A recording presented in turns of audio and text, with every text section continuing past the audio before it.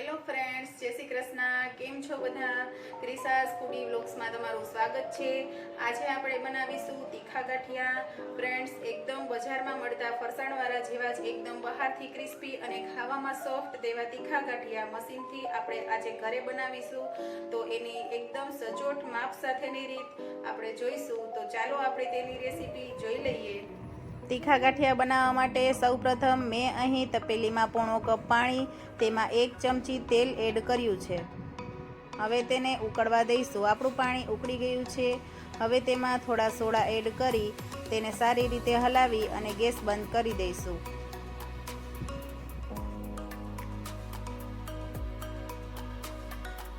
હવે મેં અહીં 2 કપ ચણાનો લોટ લીધો છે. તેને આપણે ચાળી લઈશું.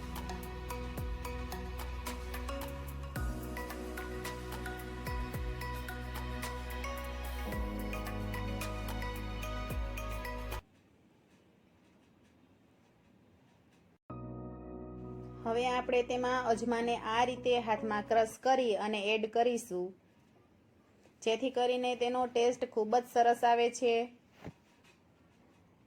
હવે તેમાં આપણે થોડું લાલ મરચું પાવડર,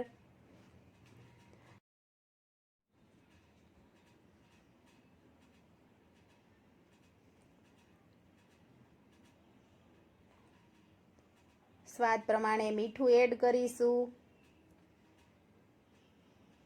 બધા જ મસાલાને આ રીતના મિક્સ કરી અને આપણે તેને જે આપણે પાણી ગરમ કર્યું હતું તે પાણીએથી આપણે બાંધી લઈશું લોટને. થોડું થોડું પાણી એડ કરતા જઈશું અને લોટને બાંધી લેવાનો છે. લોટ આપણે એકદમ કઠણ નથી રાખવાનો, આપણે એકદમ સોફ્ટ લોટ બાંધવાનો છે. 2 ડ્રોપ્સ મેં અહીં ફૂડ કલર એડ કર્યો છે. સારી રીતે તેને મિક્સ કરી લઈએ.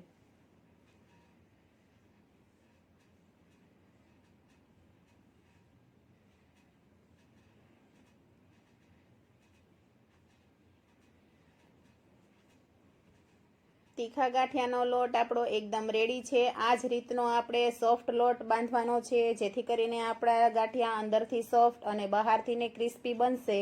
તો હાથમાં થોડું તેલ લગાવી આ રીતે લોટ ભેગો કરી લઈએ અને આ રીતના મશીન વડે આપણે આ રીતનું ગાંઠિયાની જે જારી આવે છે તેના વડે આપણે ગાંઠિયા પાડવાના છીએ. તો મેં અહીં ગેસ પર તેલ ગરમ કરવા રાખી દીધું છે.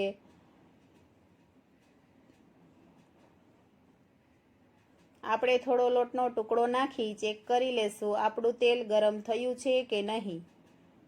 આપણું તેલ ગરમ થઈ ગયું છે. હવે મશીનને આ રીતે કડાઈની ઉપર રાખી અને આપણે ગાંઠિયા પાડી લઈશું. તેલમાં બબલ્સ ઓછા થઈ ગયા છે, મીન્સ કે આપણા ગાંઠિયા એક સાઈડથી પાકી ગયા છે. હવે આપણે તેને આ રીતે ઝારાથીને ફેરવી નાખીશું.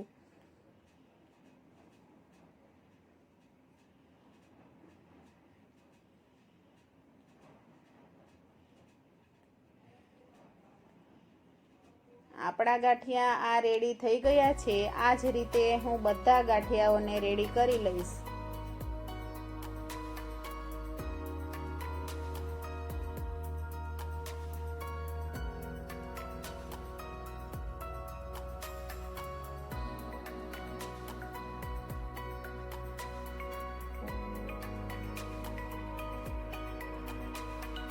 ફ્રેન્ડ્સ, તીખા ગાંઠિયા આપણા રેડી છે. તો આપણે તેને જોઈ લઈએ કેવા બન્યા છે. મેં અહીં બે ટાઈપના તીખા ગાંઠિયા બનાવ્યા છે. એક મેં જાડી જાળીએથી બનાવ્યા છે, તે થોડા જાડા થયા છે, અને એક મેં થોડા ઝીણી જાળીએથી બનાવ્યા છે, તે થોડાક સેવ કરતાં થોડાક જાડા બન્યા છે. ખાવામાં બે જ બહુ સરસ લાગે છે, બાળકોને ખૂબ જ પસંદ આવે છે. આપણા ગાંઠિયા અંદરથીને એકદમ સોફ્ટ અને બહારથી એકદમ ક્રિસ્પી બન્યા છે. તો આ રીતે તમે ચોક્કસથી ટ્રાય કરજો. આ રેસીપી તમને કેવી લાગી તે મને કમેન્ટ બોક્સમાં જરૂર જણાવજો. આવા અવનવા રેસીપીના વિડીયો જોવા માટે મારી ચેનલને લાઈક કરો, શેર કરો અને સબસ્ક્રાઈબ કરો. ફરી મળીશું એક નવી રેસીપી સાથે.